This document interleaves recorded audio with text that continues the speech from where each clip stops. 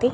இன்றைய முரளியில் பாபா முக்கியமாக சொல்கிறாங்க, தனிமையில் அமர்ந்து பேசிக்கொள்ள வேண்டும் தனக்குத்தானே உள்ளுக்குள்ளன்னு சொல்கிறார். எப்படி ரிஷி முனிகள் கூட தனக்குத்தானே நிறைய விஷயங்களை புரிய வச்சுப்பாங்க. அப்போ அது ஆழமான அவங்களோட நம்பிக்கைகளாக மாறி அவங்க அதிலே ஈஸியாக இருக்க ஆரம்பிப்பாங்க. கஷ்டமானதாக அவங்களுக்கு இருக்காது காட்டில் வாழ்கிறது. அதே போல் தான் பாபா சொல்கிறாங்க, நீங்கள் தனிமையில் உட்காந்து தனக்குத்தானே பேசிக்கொள்ளுங்க. நான் ஆத்மா சிறிய ஒளிப்புள்ளியாக நட்சத்திரமாக நான் புருவங்களுக்கு மத்தியில் இருக்கேன். ஆத்மா நான் தான் நடிகனாக இருக்கேன். ஆத்மா நான் தான் இப்போ பிராமண ஆத்மாவாக மாறியிருக்கேன். ஏன்னா நம்ம உடலால் பிராமண பிறவி எடுக்கிறது இல்லை. பாபா புரிய வைக்கிறாரு, நீங்கள் இப்போ ஞானத்தை கேட்டு ஆத்மா உயர்ந்த நிலைக்கு போகிறீங்க. நான் பிறவி கொடுத்துட்டேன் உங்களுக்கு. உயர்ந்த ஞானத்தோடு நீங்கள் இருக்கிறதுனால ஆத்மா நீங்கள் இப்போ பிராமண ஆத்மாவாக ஆயிட்டீங்க. இப்போ இதெல்லாம் நீங்கள் உள்ளுக்குள்ளே தனக்குத்தானே பேசிக்கொள்ளணுங்கிறார் பாபா. நான் ஆத்மா புள்ளியாக இருக்கேன். நான் தான் நடிச்சிட்ருக்கேன். இந்த உடலுங்கிறது என்னோடய கருவி. நான் தான் பிராமண ஆத்மா. ஆத்மா எனக்குள்ளே 84 பிறவிகளினுடைய நடிப்பும் ரெக்கார்டாகிருக்கு, பதிவாயிருக்கு. எனக்குள்ளே தான் பதிவாயிருக்கு. ஆத்மா எனக்குள்ளே தான் எல்லாமே சுகம் துக்கம் பாவம் புண்ணியம் எல்லாமே பதிவாகுது. சன்ஸ்காரம் எல்லாமே இருக்குது.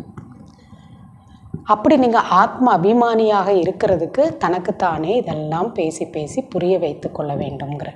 அதுக்கு தான் பாபா அந்தர்முகியாக இருக்க வேண்டும் சொல்கிறார். வெளிநோக்கு முகமாக இருக்கக்கூடாது. வெளிநோக்கு முகம்னா வெளியில் தெரியறது, பார்க்குறது, பேசுறது, கேட்குறது, இதில் மூழ்கி இருக்கிறது, இதில் இன்ட்ரெஸ்டோடு இருக்கிறது. உள்நோக்கு முகம்னா நான் யார், ஆத்மா, என்னுடைய குணம் என்ன, தன்மை என்ன, என்னுடைய சக்தி என்ன, நான் யாரோட குழந்தை, நான் எங்கேருந்து வந்திருக்கேன், பரம்தாம் நிவாசி நான், இதெல்லாம் நீங்கள் உள்ளுக்குள்ளே ஓடிட்டுருக்கணுங்கிற. அதனால் பாபா சொல்கிறாங்க, அப்படி நீங்கள் தனக்குத்தானே பேசிக்கொண்டு உயர்ந்த சதோ பிரதான நிலையை நீங்கள் அடைய வேண்டுங்கிற. பாபாவை நினைவு செய்ய வேண்டுங்கிற. மேலும் பாபா சொல்கிறாங்க, யார் அந்த பாபாவை நினைக்கிறதுல 2வது பாயிண்ட் சொல்கிறார். ஒன்று, ஆத்மா அபிமானியாக இருக்கிறதுக்கு ரொம்ப முயற்சி பண்ணணும். அப்போ தான் நீங்கள் தமோ பிரதானந்து சதோ பிரதானம் ஆக முடியும். 2வது, பாபாவை நினைக்கிறதுல ரொம்ப கவனமாக இருக்கணும். யார் கவனக்குறைவாக இருக்காங்களோ அவங்களோட வாயிலிருந்து என்ன மாதிரி பேச்சு வரும் அப்படின்னு சொல்கிறாருன்னா, நான் பாபாவோட குழந்தையாக தானே இருக்கேன், நான் தான் ஆயிட்டனே, எப்பயும் அவர் நினச்சிக்கிட்டே தான் இருக்கேன். சிலர் சொல்லுவாங்களே 24 மணி நேரம் நான் பாபாவை நினச்சிட்டு தான் இருக்கேன்னு, அப்படி புரிஞ்சிருப்பாங்க, அதனால் அப்படி சொல்லுவாங்க. ஆனால் பாபா சொல்கிறாரு, அப்படி கிடையாது. நீங்கள் என்னோடய குழந்தை ஆனாலும் என்னை பற்றி தெரிஞ்சுக்கிட்டாலும் நீங்கள் நினைவு செய்கிறதுக்கு புருஷார்த்தம் பண்ணணுங்கிறார். தனியாக அமர்ந்து நீங்கள் என்னை நினைவு செய்யணுங்கிறத சொல்கிறாரு பாபா. எல்லா சிந்தனையிலேருந்து விலகி ஆத்ம அபிமானியாகி பாபாவை நினைக்கணுங்கிறார். அப்படி கேர்லெஸ்ஸாக இருந்துடக்கூடாது. நினைவினுடைய சார்ட்டு நீங்கள் வைக்கணும். நினைவு யோகா ரொம்ப முக்கியமானதுன்னு சொல்கிறார் பாபா. தன்னை ஆத்மானு உணர்ந்து பரமாத்மாவை நீங்கள் நினைக்கணும். அப்போ தான் ஆத்மா தூய்மையான நிலையை அடைய முடியும். தூய்மையாக ஆகுவது, பாவனமாக ஆகிறது தான் இப்போ ரொம்ப முக்கியமான விஷயங்கிறார். மற்றபடி ஞானத்தை நல்லா மற்றவங்களுக்கு சொல்கிறவங்க நிறைய பேர் இருக்கிறாங்க. பெரிய பெரிய ஆளுங்களுக்கெல்லாம் ஞானத்தை சொல்கிறாங்க. ஆனால் அவங்க யோகம் இல்லை, அதனால் பாவனமாக ஆக முடியறதில்லைங்கிறார். அதனால் யோகத்தில் கவனம் வைங்கன்னு பாபா சொல்கிறாங்க. பாபா சொல்கிறாங்க, பாபா தான் இருக்கிறதுலே வச்சு மிக உயர்ந்த நடிகர். ஏன்னா அவர் இங்கே நடிக்கிறதுக்காக வரார். இப்போ பாபா சொல்கிறாங்க, என்னுடைய வேலை என்ன, உங்களை பாவனமாக்குறது பத்தீத்தத்துலேருந்து. மற்றபடி பிஸ்னஸ் நல்லா நடக்கலை, இல்லை உடம்பு சரியில்லை, அதை சரி பண்ணுறது என்னோடய வேலை இல்லைங்கிறது. இப்போ நாமும் கூட என்ன குறிக்கோள் வைக்கணும், நம்மளும் பிஸ்னஸ் நல்லா நடக்கணும், இது நல்லா இருக்கணும், அதெல்லாம் இல்லை. அதெல்லாம் நம்ம கர்மாப்படி இருக்கும். பாபாவை நினைக்கும் போது அது லேசாகும். ஆனால் நம்மளோட எய்ம் என்ன, ஆத்மா நாம் சதோ பிரதானமாகணும், பாவன நிலையை அடையணுங்கிறார். தெய்வீக குணங்களை தாரணை செய்யணுங்கிறார். நல்ல நடத்தை என்பது உங்ககிட்ட இருக்கணும். மற்றபடி ஞானத்தை சொல்கிறவங்களா மட்டும் இருந்துடாதீங்க, அது ஈஸிங்கிறார். இப்போ பாபா சொல்கிறாங்க, பண்டிதராக இருக்காதீங்க. பண்டிதர் எப்படி ஒரு கதை சொல்லுவாங்க இல்லையா, தாய்மார்களுக்கெல்லாம் ராம் ராம் சொன்னேன்னா கழுத்து வரைக்கும் தண்ணி இருந்தால் கூட அந்த ஆறை நீங்கள் கடந்து போயிடலாம், ஆறு வழி விட்டுருன்னு சொல்லியிருக்கார். அப்போ அதே போலவே ஒரு தாய்மார் போய் ராமா ராமான்னு சொல்லிட்டு கடந்து போயிட்டாங்க. ஆனால் இவர்னால் கடக்க முடியல, போட்டு வருமானு பார்த்துட்ருக்கிறார். அப்போ அந்த மாதிரி நீங்கள் வெறும் வாயில் ஞானத்தை மற்றவங்களுக்கு சொல்கிற பண்டிதராக இருக்காதீங்க, தான் சுயம் அப்படி கடைப்பிடிக்கிறவங்களாக இருக்கணுங்கிறத பாபா இன்றைக்கி எச்சரிக்கை நமக்கு கொடுக்குறார். மேலும் ஆத்ம ஞானம் இருக்கும்போது ஒரு ஆத்மா சரீரத்தை விட்டாங்கன்னா நீங்கள் அழ வேண்டிய அவசியம் இல்லைங்கிறார். அந்த ஆத்மா அந்த நடிப்பை முடிச்சுட்டாங்க, இன்னொரு நடிப்புக்காக அவங்க இன்னொரு உடலுக்கு போயிடுறாங்க. ஆத்மா அழியாதது என்றென்றுமே அதனால் அழ வேண்டிய அவசியம் இல்லை. தன்னையும் புரிஞ்சுக்கோங்க, நான் ஆத்மா அவினாஷி. எப்பயுமே இதில் வந்து உங்களுக்கு கவனம் இருக்கணும். புத்தியில் இந்த விஷயங்கள்லாம் உங்களுக்கு எப்பொழுதுமே இருந்து கொண்டே இருக்கணும் அப்படிங்கிறதையும் பாபா நமக்கு சொல்கிறாங்க. பாபா யோகத்தில் அந்த அளவுக்கு கவனம் வைக்கணும். ஒரு சிவபாபாவை தவிர வேறு யாரோடதையும் நீங்கள் கேட்கக்கூடாதுங்கிறார். பக்தியோட விஷயங்கள்லாம் கேட்டு கேட்டு கீழே இறங்கி வந்துட்டோம். இன்னும் வந்து அதெல்லாம் நீங்கள் கேட்டீங்க அப்படின்னா அதுதான் வந்து ஈவில். அது கூட ஈவில் விஷயங்கள். அதனால் தீயதை கேட்காதீங்க. வேறு எந்த யார் சொல்லக்கூடிய விஷயங்களையும் கேட்காதீங்க. ஒரு சிவபாபா சொல்கிறத மட்டுமே நீங்கள் கேளுங்கிறத சொல்கிறார் பாபா. அப்போ தான் ஆத்மா நீங்கள் தலையில் பல பிறவிகளோட சுமை இருக்குது. எத்தனை பிறவி எடுக்கிறோமோ அவ்வளோ வந்து அதிகமான பாவ சுமை தலையில் இருக்குது. கீழே கீழே இறங்கி வந்துட்டீங்க. இப்போ பத்திவிரதா அந்த ஒரே ஒருத்தரை மட்டும் பார்க்கக்கூடியவங்களா, அவர்கிட்ட மட்டும் கேட்கக்கூடியவங்களா இருந்து அவரை நினைவு செய்து நீங்கள் தூய்மையாக மாறணும். மற்றவங்களுக்கும் நீங்கள் இந்த விஷயங்களை சொல்லித்தந்து சதோ பிரதானமாக மாற்றணுங்கிற. வாங்க பாபா சொல்லக்கூடிய முழுமையான முறையை கேட்கலாம். ஓம் சாந்தி. 2/5/2025 காலை முரளி பாப்தாதா மதுபன். இனிமையான குழந்தைகளே, தனிமையில் அமர்ந்து தனக்குத்தானே பேசிக்கொள்ளுங்கள். நான் அழிவற்ற ஆத்மா, பாபா சொல்வதை கேட்கின்றேன். இந்த பயிற்சியை செய்து கொண்டே இருங்கள். கேள்வி: எந்த குழந்தைகள் பாபாவை நினைவு செய்வதில் கவனக்குறைவாக உள்ளனரோ அவர்களின் வாயிலிருந்து எந்த ஒரு வார்த்தை வெளிவரும்? பதில்: அவர்கள் சொல்கின்றனர், நான் சிவபாபாவின் குழந்தையாக தான் இருக்கின்றேன், நினைவில் தான் இருக்கின்றேன் என்று. ஆனால் பாபா கூறுகின்றார், அதெல்லாம் பொய், கவனக்குறைவு. இதிலோ புருஷார்த்தம் செய்ய வேண்டும். அதிகாலை எழுந்து தன்னை ஆத்மா என்று உணர்ந்து அமர வேண்டும். ஆன்மீக உரையாடல் செய்ய வேண்டும். ஆத்மா தான் உரையாடுகின்றது. இப்பொழுது நீங்கள் ஆத்ம அபிமானி ஆகின்றீர்கள். ஆத்ம அபிமானி ஆகிய குழந்தைகள் அவர்கள்தான் நினைவினுடைய சார்ட் வைப்பார்கள். வெறுமனே ஞானத்தை மட்டும் வாய்மொழியாக சொல்லிக் கொண்டிருக்க மாட்டார்கள். பாடல்: முகத்தை பார்த்துக்கொள் மனிதனே. ஓம் சாந்தி. ஆன்மீக குழந்தைகளுக்கு புரிய வைக்கப்படுகிறது. பிராமணன் என்று சொல்லப்படுவது ஆத்மாவை தான். பிராமணனா ஆத்மா அந்த பிராமண தன்மையை அடைஞ்சிருக்கு. பரமாத்மா பிறவி கொடுக்குறாரு. அப்போ அவ்வளோ உயர்ந்த பிறவி கொடுக்குறாரு ஆத்மாவுக்கு. அவ்வளோ உயர்ந்த ரியலைசேஷன் ஞானத்து மூலமாக கொடுக்குறாரு. அப்போ ஆத்மா அதே உடலில் இருந்தாலும் அந்த பிராமண தன்மையை அடைஞ்சிருது. இப்பொழுது பாபா ஆத்மாக்களுக்கு தான் புரிய வைக்கிறார். இந்த பாடல் கூட பக்தி மார்க்கத்தினுடையது தான். அதாவது முகத்தை பார்த்துக்கொள் மனிதனே. இதனுடைய சாரம் என்பது புரிய வைக்கப்படுகிறது. மனிதன் தன்னைத்தானே பார்த்துக்கணுங்கிறது பக்தியில் கூட சொல்லியிருக்காங்க. நீங்கள் இங்கே அமர்ந்து இருக்கும் பொழுது தன்னை ஆத்மா என்று உணருங்கள். வெளியே இருக்கும்போது அப்போல்லாம் கூட உங்களுக்கு கஷ்டமாக இருக்கலாம். ஆனால் இங்கே வந்து பாபா முன்னாடி அமரும்போது, அது மதுபன்லே ஆகட்டும், சென்டர்லே ஆகட்டும், எல்லா சிந்தனையிலிருந்து விலகி தன்னை ஆத்மா என்று புரிந்து கொண்டு அமருங்கள். தேகத்தின் உணர்வை விட்டுவிட வேண்டும். ஆத்மா இந்த உடலை எடுத்துகிட்டு இருக்கேன், நான் இந்த உடல் கிடச்சிருக்கு, ஆனால் நான் யார்? ஆத்மா பரமாத்மாவுக்கு சொந்தம். இப்போ இந்த தேக உணர்வை வந்து நீங்கள் விட்டுவிட வேண்டும். நான் ஆத்மா மிக சிறிய புள்ளி வடிவமாக இருக்கின்றேன். நான் தான் இந்த சரீரத்தின் மூலம் இந்த நடிப்பின் பாகத்தில் நடிக்கின்றேன். எனக்கு என்ன ரோல் கிடச்சிருக்கோ அதை நடிக்கக்கூடியது நான் ஆத்மா. இந்த சரீரம் வந்து ஒரு ஜடம். இதை இயக்கிட்டு நான் வந்து அந்த ரோலை நடிச்சிட்ருக்கேன். இந்த ஆத்மாவின் ஞானம் யாருக்கும் கிடையாது. ஆத்மா இருக்குன்னு சொல்லுவாங்க, ஆனால் அந்த ஆத்மா தான் சைத்தன்யமானது, உடல் ஜடமானது. ஆத்மா தான் நடிக்குது, ஆத்மாவில் தான் சுகம் துக்கம் பதிவாகுது, ஆத்மா தான் பாவம் புண்ணியமாக மாறுது. இதெல்லாம் தெரியாது. இதை பாபா தான் புரிய வைக்கின்றார். தன்னை ஆத்மா என்று உணர்ந்து கொள்ளுங்கள். நான் ஒரு சிறிய ஆத்மா, கண்ணுக்கு தெரியாத சூக்ஷமமானவன் நான். இவ்வளோ பார்க்கக்கூடிய இவ்வளோ பெரிய உடல் நான் கிடையாது. ஆத்மா தான் முழு பாகத்தையும் ஷரீரத்தின் மூலம் நடிக்கின்றது. எனவே தேக அபிமானம் நீங்கிவிட வேண்டும். தேக அபிமானம்ங்கிறது இந்த ஆணோ பெண்ணோ இல்லை அதனுடைய சம்மந்தப்பட்ட தேகம் எடுத்ததுனால நம்ம என்ன நடிப்பை நடிக்கிறோமோ அது நம்ம நல்லா படிச்சிருக்கலாம், நல்லா பதவியில் இருக்கலாம், நல்லா அறிவுடையவர்களாக இருக்கலாம், நல்லா சம்பாதிக்கலாம்.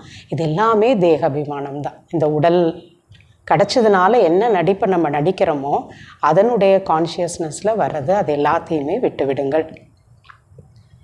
இதுதான் உங்களுடைய முயற்சி.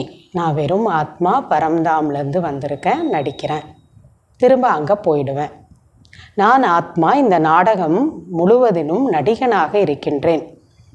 உயர்ந்ததிலும் உயர்ந்த நடிகர் இதில் பரம்பிதா பரமாத்மா. பூமிக்கு வந்து நடிக்கிறதுல பரமாத்மாவோட ரோலும் இருக்குது. அவர் தான் இருக்கிறதுலே பெஸ்ட் ஆக்டர்.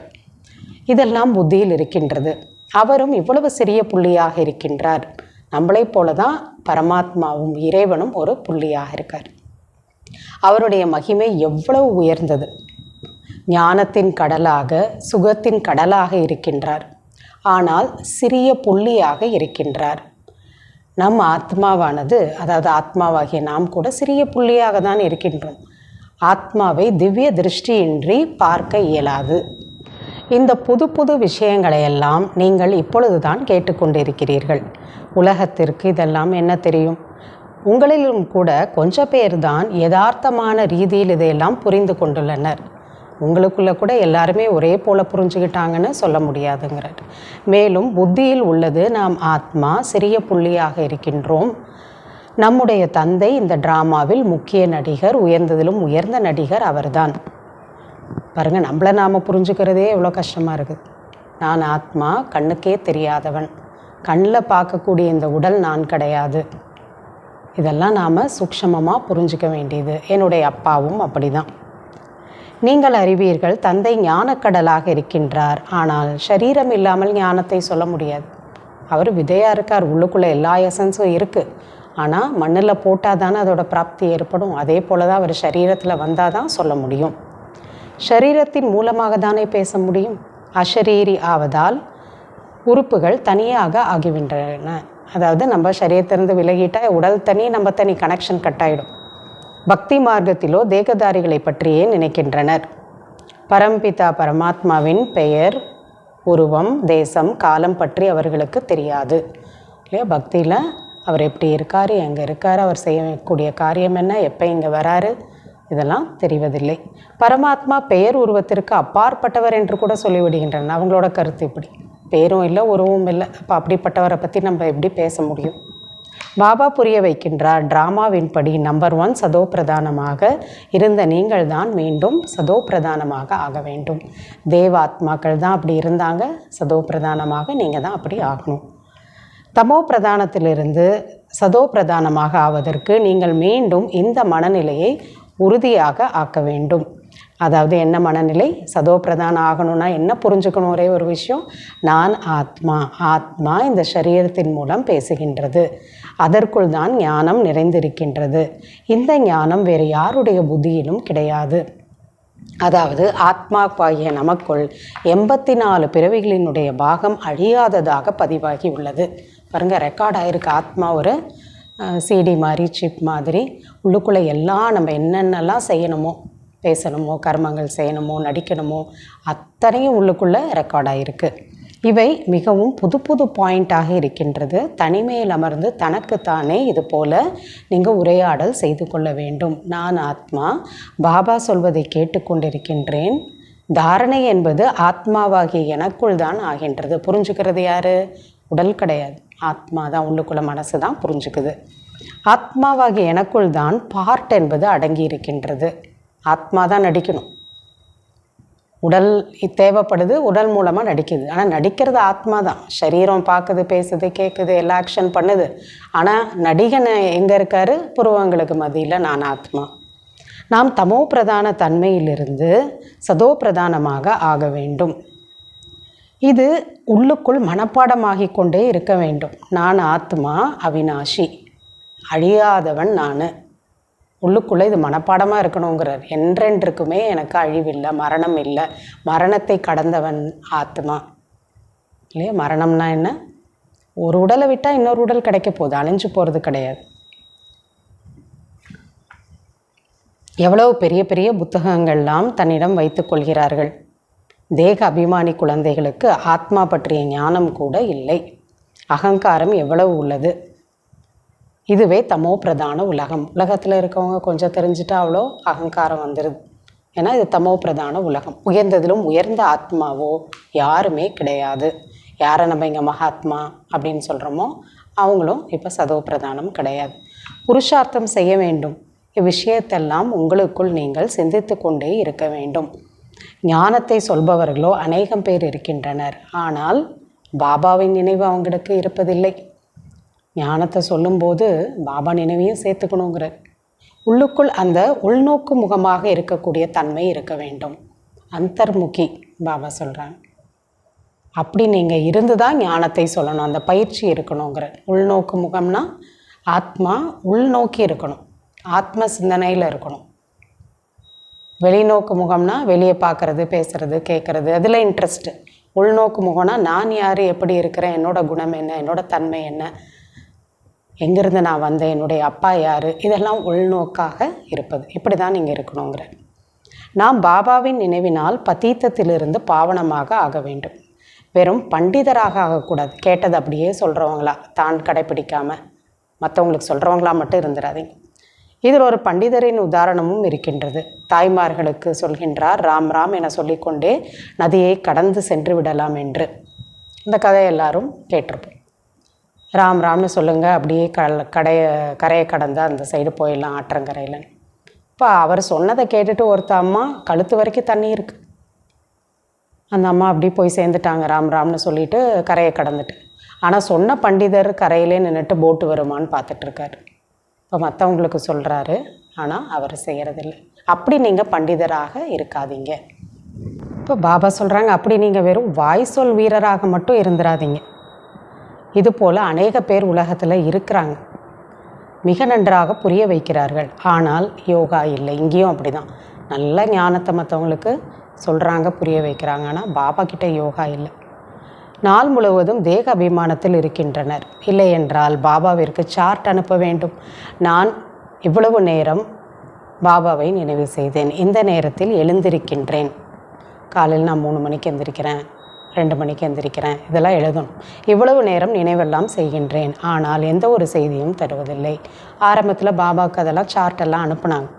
ஞானத்தின் பொய் புரட்டு இதெல்லாம் அதிகம் செய்கின்றனர். ஏன்னா இப்படி செஞ்சேன் அப்படி செஞ்சேன்லாம் நம்ம சும்மா சொல்லிடக்கூடாது. யோகம் இருப்பதில்லை. மிக பெரியவர்களுக்கெல்லாம் ஞானம் சொல்கின்றனர் என்ற போதிலும் யோகத்தில் பக்குவம் இல்லாமல் இருக்கின்றனர். பெரிய பெரிய ஆளுங்களுக்கெல்லாம் ஞானத்தை சொல்கிறாங்க, ஆனால் யோகா இல்லை. அதிகாலை எழுந்து பாபாவை நினைவு செய்ய வேண்டும் இல்லையா? பாபா, தாங்கள் எவ்வளவு மிக மிக அன்பானவர்களாக இருக்கின்றீர்கள். எப்படி இந்த வியக்கத்தக்க ட்ராமா உருவாக்கப்பட்டுள்ளது. யாருமே இந்த ரகசியத்தை அறிந்திருக்கவில்லை. ஆத்மாவையும் தெரியாது யாருக்கும், பரமாத்மாவையும் தெரியாது. இதெல்லாம் நம்ம உள்ளுக்குள்ளே பாபா கிட்ட பேசணும். பாபா எவ்வளோ அன்பானவர், எவ்வளோ உயர்ந்த ஞானத்தை எனக்கு சொல்லியிருக்கீங்க, புரிய வச்சுருக்கீங்க. இதெல்லாம் நமக்கு நாமளே பேசணுங்கிற. இச்சமயம் மனிதர்கள் மிருகங்களை விட மோசமானவர்களாக இருக்கின்றனர். நாமும் அதுபோல தான் இருந்தோம். மாயாவின் ராஜ்யத்தில் எவ்வளோ மோசமான நிலையாகிவிட்டது. இந்த ஞானத்தை நீங்கள் யாருக்கு வேண்டுமானாலும் கொடுக்க முடியும். சொல்லுங்கள், ஆத்மா, நீங்கள் இப்பொழுது தமோ பிரதானமாக இருக்கின்றீர்கள். நீங்கள் சதோ பிரதானமாக ஆக வேண்டும். முதலிலோ தன்னை ஆத்மா என்று உணருங்கள்.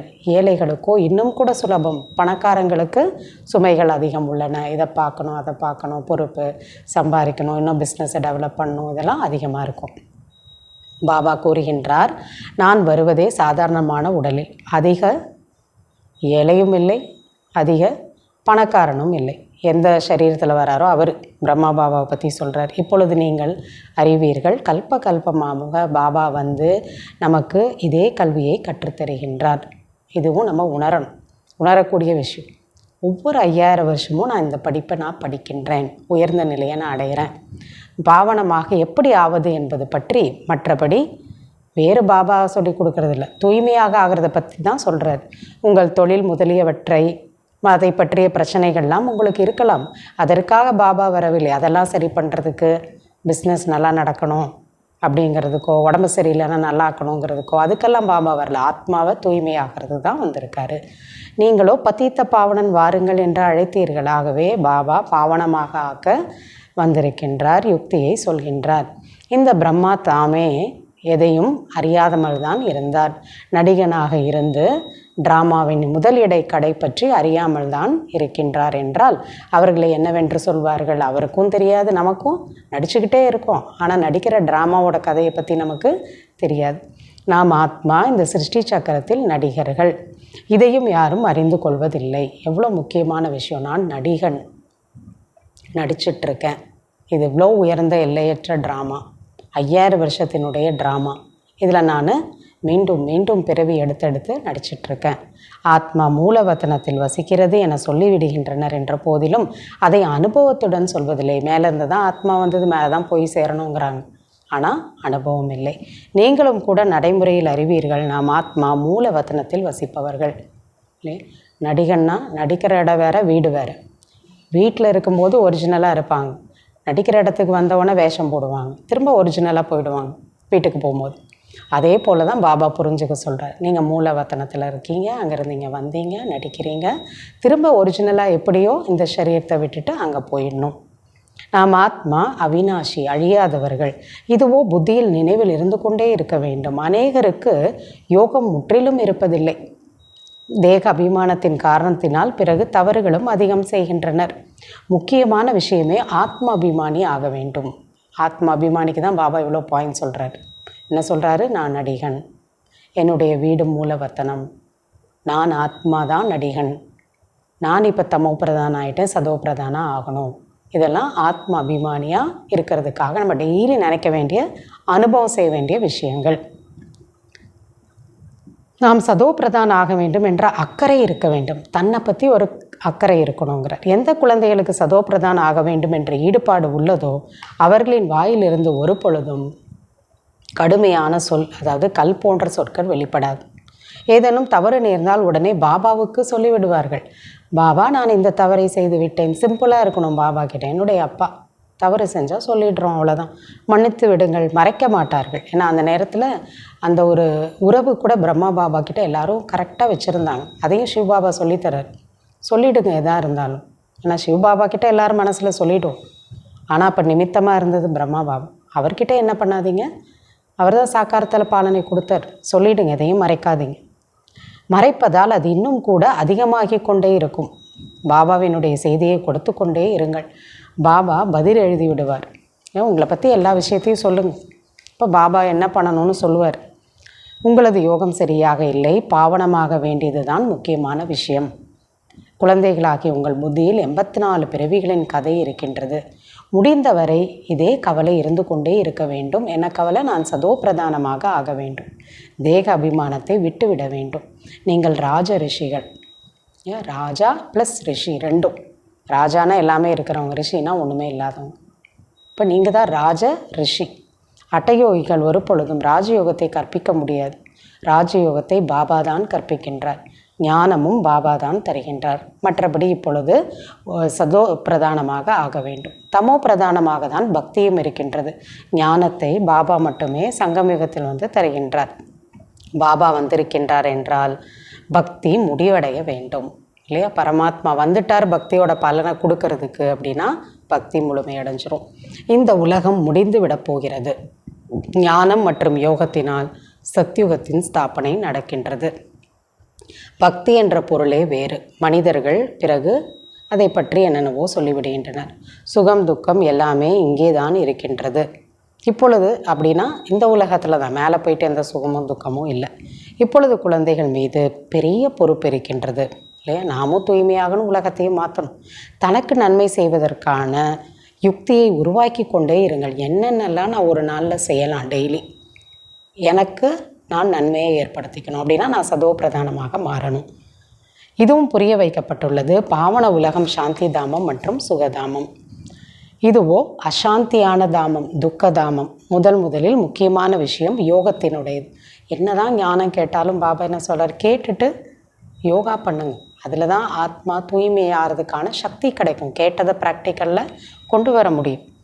அதனால் பாபா அதுதான் முக்கியமானதுங்கிறத சொல்கிறார். பாபா சொல்கிறாங்க, யோகம் இல்லை என்றால் ஞானத்தின் வெறும் வார்த்தைகள் மட்டும் இருக்கும். ஞானத்தை சொல்லுவோம், கேட்போம். பண்டிதரை போல பிறகு நடைமுறையில் எதுவும் இருக்காது.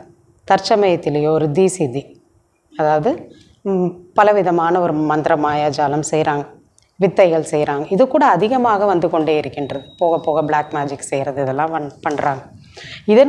இதனுடன் ஞானத்திற்கு எந்த தொடர்பும் கிடையாது. இந்த ஞானத்தில் நம்ம எதாவது சங்கல்பம் பண்ணி யாராவது எதையாவது செய்ய முடியுமா? அதெல்லாம் கிடையாது. அவங்கவுங்க முயற்சி பண்ணணும், அவங்கவுங்க கர்மா செய்யணும், அதுக்கேற்ற பலன் தான். மற்றபடி பாபா மந்திர மாயாஜாலம்லாம் இங்கே சொல்லிக் கொடுக்கல.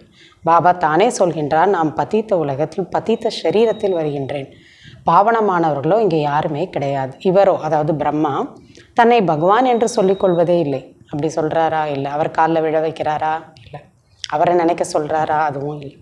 இவரும் சொல்கிறார், நானும் பதீத்தமாக இருக்கின்றேன், பாவனமானால் ஃபரிஷ்தா ஆகிவிடுவேன். அப்போ பாபா அப்படி தான் சொன்னார், நீங்களும் ஃபரிஷ்தாவாக ஆகிவிடுவீர்கள். ஆக முக்கியமான விஷயம் இதுதான், நாம் பாவனமாக எப்படி ஆகுவது? நினைவு மிகவும் அவசியம். எந்த குழந்தைகள் நினைவில் கவனக்குறைவாக இருக்கின்றார்களோ அவர்கள் சொல்வார்கள், நான் சிவபாபாவினுடைய குழந்தையாக தானே இருக்கின்றேன், நினைவில் தான் இருக்கின்றேன், அவர் தான் என்னோட அப்பா, 24 மணி நேரமும் அவரை தான் நினச்சிட்ருக்கேன்னு சொல்லிடுவாங்க. ஆனால் பாபா சொல்கின்றார், அப்படியெல்லாம் இல்லை, பொய். அப்படியெல்லாம் சொல்கிறது பொய்யுங்கிறார். கவனக்குறைவாக இருக்கின்றார்கள், எப்பயுமே நினச்சிட்டு தான் இருக்கிறேன் அப்படின்னு என்ன அர்த்தம்? நினைவுக்கான முயற்சி செய்கிறதில்ல, கேர்லெஸ்ஸாக இருக்காங்கன்னு அர்த்தம். இதிலோ முயற்சி என்பது செய்ய வேண்டும். நினைவு செய்கிறதுக்கு நம்ம சென்டர்லேயே இருந்தாலும் சரி, பாபாவை தெரிஞ்சுக்கிட்டோன்னாலும் சரி, நினைவுங்கிறது தனியாக பயிற்சி நீங்கள் செய்யணுங்கிறார். அதிகாலை எழுந்து தன்னை ஆத்மா என்று உணர்ந்து அமர்ந்திருக்க வேண்டும். நான் ஆத்மா, இந்த ஒரு எண்ணத்தை தவிர வேறு எதுவுமே இருக்கக்கூடாது. அழியாத ஆத்மா நான், ஒளி ஜோதி, இந்த சரீரத்திலிருந்து விலகிய ஒரு சக்தி. இப்படியெல்லாம் நீங்கள் அமர்ந்து பயிற்சி பண்ணணும். ஆன்மீக உரையாடல் பாபாவிடம் செய்ய வேண்டும். பாபா, நீங்கள் எவ்வளோ உயர்ந்தவர், இனிமையானவர், என்னுடைய அப்பாவாக இருக்கீங்க, டீச்சராக இருக்கீங்க, அவர் கூட பேசணும். ஆத்மா தான் உரையாடுகின்றது இல்லையா? இப்பொழுது நீங்கள் ஆத்மா அபிமானியாக ஆகின்றீர்கள். யாருக்காவது நன்மை செய்பவர் என்றால் அவருக்கு மகிமையும் செய்யப்படுகிறது இல்லையா? பாபாவை ஏன் புகழ் பாடுறோம்? அவ்வளோ பேருக்கு நன்மை செஞ்சுருக்கார். அது தேகத்தின் மகிமையாக இருக்கின்றது இல்லையா? மனுஷங்களை மகிமை செய்கிறோன்னா. ஆனால் இவருக்கு செய்கிறதெல்லாம் என்ன? இவரோ நிராகார பரம்பிதா பரமாத்மா, அவருடைய மகிமை தனிப்பட்டதாக இருக்கு. இதையோ நீங்கள்லாம் புரிந்து கொண்டிருக்கிறீர்கள். இந்த ஏணிப்படி வேறு யாருடைய புத்தியிலும் இல்லை. நாம் 84 பிறவிகளை எப்படி எடுக்கின்றோம்? கீழே இறங்கி வருகின்றோம். இப்பொழுதோ பாவங்களின் குடம் நிரம்பி விட்டது. எவ்வளோ கீழே இறங்கி இறங்கி அப்படின்னா பிறவி எடுத்தோமோ அதிக பிறவி எடுக்க அதிக பாவத்தோட குப்பை சேர்ந்துருச்சு. அது எப்படி தூய்மையாக்குவது? அதற்காக தான் பாபாவை அழைக்கின்றீர்கள். நீங்கள் பாண்டவ சம்பிரதாயத்தினர், அவர் சொல்கிறத கேட்குறவங்க, தர்மம் மற்றும் அரசியல் சார்ந்தவர்களாக இருக்கின்றீர்கள். தர்மமும், அதாவது பாபா என்னெல்லாம் தாரணை சொல்லித்தராரோ அதையும் நீங்கள் கேட்குறீங்க. ராஜ்யம் செய்கிறவங்களாகவும் மாறுறீங்க. தர்மப்படி ராஜ்யத்தை செய்கிறவங்களா இருக்கீங்க. மற்றபடி அந்த தர்மஸ்தாபகர்கள் என்ன செய்கின்றார்கள்? இல்லை, அவங்க தர்மத்தை தான் படைக்கிறாங்க, ராஜ்யத்தை படைக்க முடியாது. பாபா அனைத்து தர்மங்களின் விஷயத்தையும் புரிய வைக்கிறார். வேறு யாராலும் இதெல்லாம் புரிந்து கொள்ள முடியாது. தர்மஸ்தாபகர்களுக்கு பின்னால் மற்றவர்களும் கீழே இறங்கி வர வேண்டியதாக இருக்கிறது. கிரைஸ்ட் வந்தார்னா அவருக்கு கீழே அவங்க தர்மத்தை சேர்ந்தவங்க வந்துடுவாங்க, மேலேருந்து, பரம்தாம்லேருந்து. மற்றபடி அவர்கள் மோட்சம் எதுவும் அடைவதில்லை, மோட்சத்தை தருவதில்லை. எந்த தர்மஸ்தாபகர்களும் அவங்களும் மோட்சம் அடைகிறதில்ல, மற்றவங்களுக்கும் அதை கொடுக்க முடியாது. மோட்சம்னா பிறப்பை கடந்து பரம்தாம்ல இருக்க முடியாது யாருமே. பாபா தான் கடைசியில் வந்து அனைவரையும் தூய்மையாக்கி வீட்டுக்கு திரும்பவும் அழைத்து செல்கின்றார். அதனால் அந்த ஒருவரை தவிர வேறு யாருக்கும் மகிமை கிடையாது. எந்த குருவுக்கும் மகிமை இல்லை. கூடவே தூய்மையாக்கி கூடவே அழைச்சிட்டு போகிறவருக்கு தான் மகிமை. பிரம்மாவிற்கோ அல்லது உங்களுக்கோ எந்த ஒரு மகிமையும் இல்லை. பாபா வந்திருக்கவில்லை என்றால் நீங்களும் என்ன செய்திருப்பீர்கள்? இப்பொழுது பாபா உங்களை உயரும் கலையில் கொண்டு செல்கின்றார். உங்களால் அனைவருக்கும் நன்மை என்று பாடவும் செய்கின்றார். நீங்கள் உயர்ந்தீங்கன்னா தேரேபானே சர்வக்கா பலாங்கிறார். நீங்கள் உங்களுக்கு நன்மை ஏற்பட்டால் உலகத்துக்கே நன்மை, ஏன்னா நீங்கள் அவ்வளோ முக்கியமானவங்கிறார். ஆனால் அர்த்தம் எதையும் புரிந்து கொள்வதில்லை. மகிமையோ அதிகம் செய்கின்றனர். இப்பொழுது பாபா புரிய வைக்கின்றார், அழியாதது ஆத்மா, அதனுடைய ஆசனம் இதுதான் இந்த உடல். ஆத்மா அழியாதது இல்லையா? ஆத்மா நீங்கள் அழியாதவங்க. காலன் ஒரு பொழுதும் சாப்பிடுவதில்லை. மரணம் அழிவுன்னா உடலுக்கு தான், ஆத்மா கிடையாது. ஆத்மா ஒரு சரீரத்தை விட்டால் வேறொரு பாகத்தை நடிப்பதற்காக சென்றுகிறது. வேறு இடத்துல அதுக்கு உடல் ரெடி ஆனவுன தான் என்ன ஆகும்? ஆத்மா இந்த பழைய உடல்லேருந்து வெளியே கிளம்பிடுது. அழுவதற்கான அவசியம் என்ன? நீங்கள் அழுகிறதுக்கே ஒரு காரணம் இருக்குது அப்படின்னா அவங்க இல்லாமல் அழிஞ்சு போயிட்டாங்க, அப்படின்னா தானே அழுகணும். அவங்க இங்கே இல்லை, ஆனால் வேறு இடத்துல இருக்காங்க, வேறு இடத்துக்கு போயிட்டாங்க. எப்படி ஊருக்கு போயிட்டாங்கங்கிற மாதிரி வேறு இடத்துக்கு போயிட்டாங்கன்னா பெர்மனெண்ட்டாக போயிட்டாங்க. ஆனால் அவங்க அழியறதில்லை. அந்த அளவுக்கு நீங்கள் புரிஞ்சுக்கணுங்கிறார். அழுகிறதுக்கான அவசியம் என்ன? நாம் ஆத்மா சகோதரனாக இருக்கின்றோம். இதையும் நீங்கள் இப்பொழுது அறிந்து கொண்டிருக்கிறீர்கள். ஆத்மாக்களும் பரமாத்மாவும் நீண்ட காலம் தனியாக பிரிந்து விட்டோம் இல்லை, அவரை தெரியாமல் இருந்துட்டோம். தந்தை எங்காவது நம்மை சந்திப்பார், இதையும் அவர் அறிந்திருக்கவில்லை. மீண்டும் அவர் கிடைப்பார்னு யாருக்கும் தெரியறதில்லை. இப்பொழுது உங்களுக்கு ஒவ்வொரு விஷயமும் புரிய வைக்கப்படுகிறது. பல வருடங்களாக கேட்டே இதெல்லாம் வந்தீர்கள். எந்த ஒரு புத்தகம் முதலிய எதையும் அவர் எடுத்துக்கொள்வதில்லை. பாபா சொல்லிகிட்டே இருக்காருன்னா எந்த புக்கையும் படித்து சொல்கிறதில்லை. புரிய வைப்பதற்காக மட்டும் பாபா எதையாவது பற்றி நமக்கு எடுத்துக்காட்டாக சொல்கிறார். பாபா உண்மையானவர் என்பதால் உண்மையான படைப்பினை அவர் படைக்கின்றார். சத்தியுகத்தை தான் உண்மையான படைப்புங்கிறார். உண்மையை சொல்கிறார், சத்தியமானதை புரிய வைக்கிறார். உண்மையினால் வெற்றி, பொய்யினால் தோல்வி.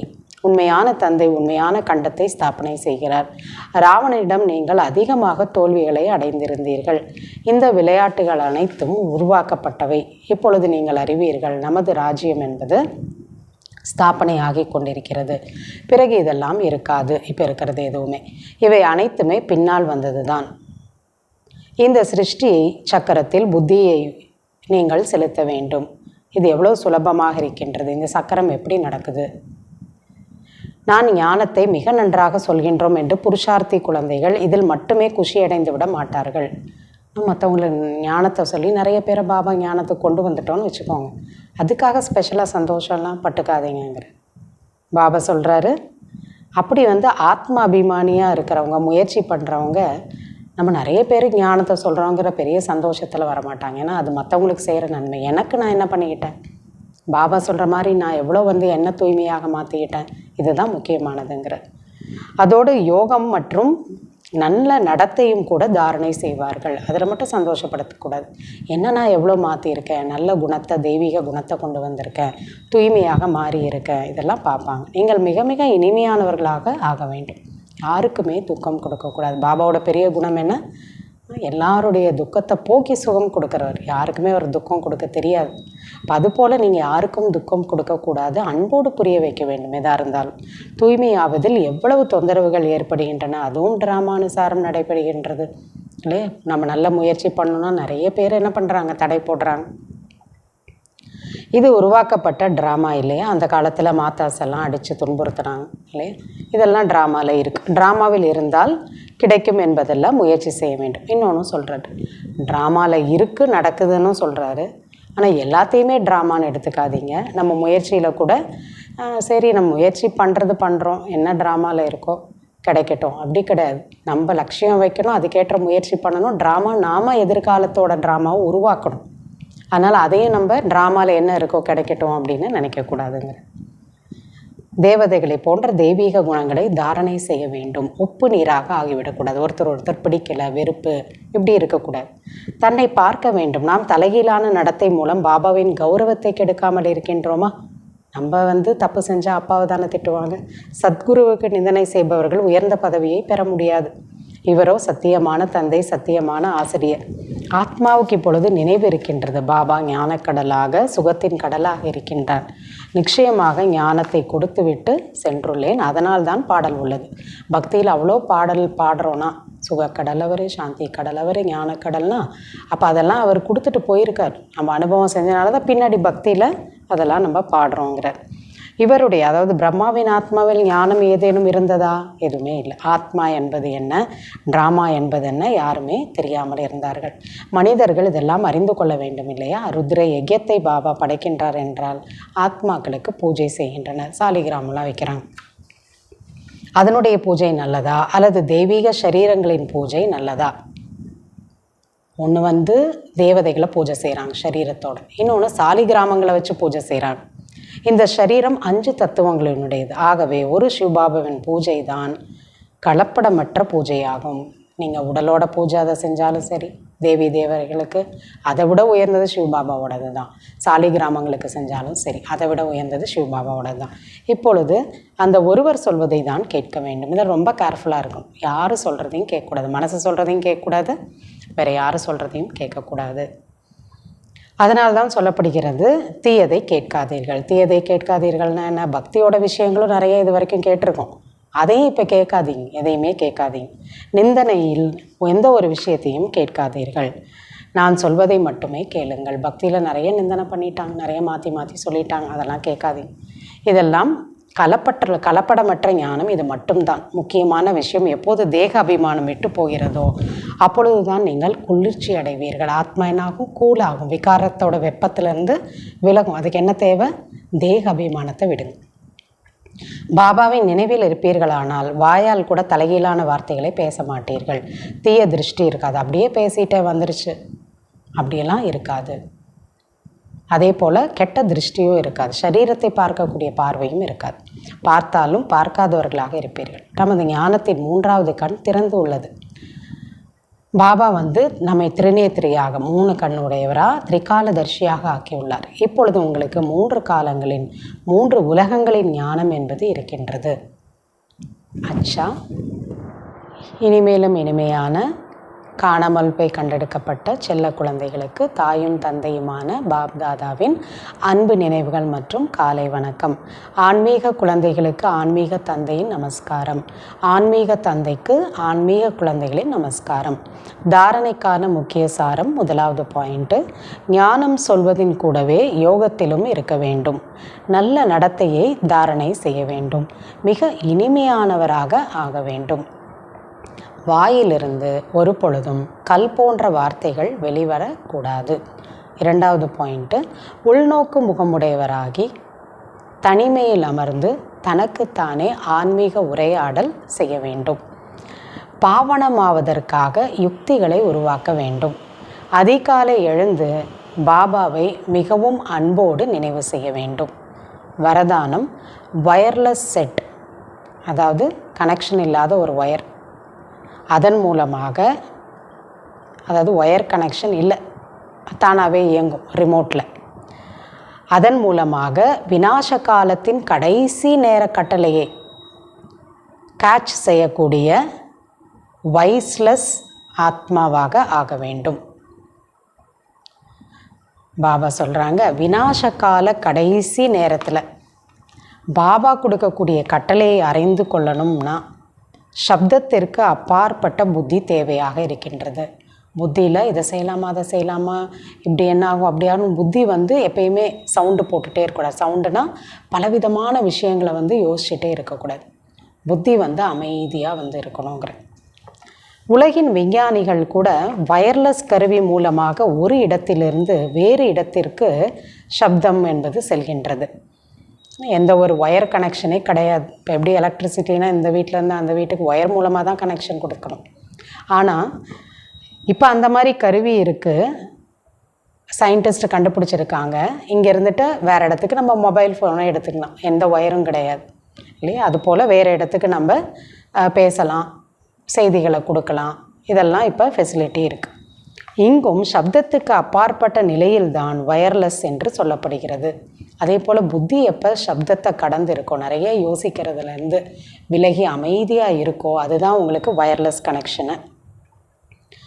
இந்த வயர்லெஸ் மூலமாக உங்களுக்கு இந்த இடம் பாதுகாப்புக்கான இடம் செல்லுங்கள் என்ற சப்தம் வரும். அப்படி யார் அமைதியாக இருக்காங்களோ அவங்களுக்கு உள்ளுக்குள்ளே அந்த சவுண்டு கேட்கும், இந்த இடம் தான் பாதுகாப்பானது, இங்கே நீங்கள் போயிடுங்க அப்படின்னு. யார் பாபாவின் நினைவில் இருக்கின்றார்களோ, சப்தத்திற்கு அப்பாற்பட்ட நினைவில் இருக்கின்றார்களோ, சப்தத்துக்கு அப்பாற்பட்டு சைலண்ட்டாக இருக்காங்களோ, அப்படின்னா எண்ணங்களை குறைச்சி ஒரு பாபாவோட நினைவில் அமைதியாக இருக்கிறாங்களோ, அஷரீரி ஆவதற்கு பயிற்சி செய்கிறார்களோ, விநாச காலத்தில் அவர்களுக்கு விநாசம் ஆகாது.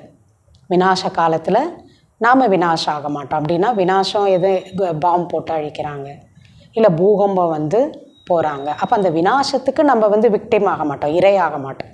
எர்த்துக்குவாக்கில் உள்ளே போயிடுறது, இல்லை தண்ணிக்குள்ளே போயிடுறது, இந்த நெருப்பில் போயிடுறது, இந்த மாதிரி விநாசத்துக்கு நீங்கள் இரையாக மாட்டீங்க, நீங்கள் விநாசமாக மாட்டீங்க. ஆனால் தங்களின் விருப்பப்படி சரீரத்தை விடுவார்கள்.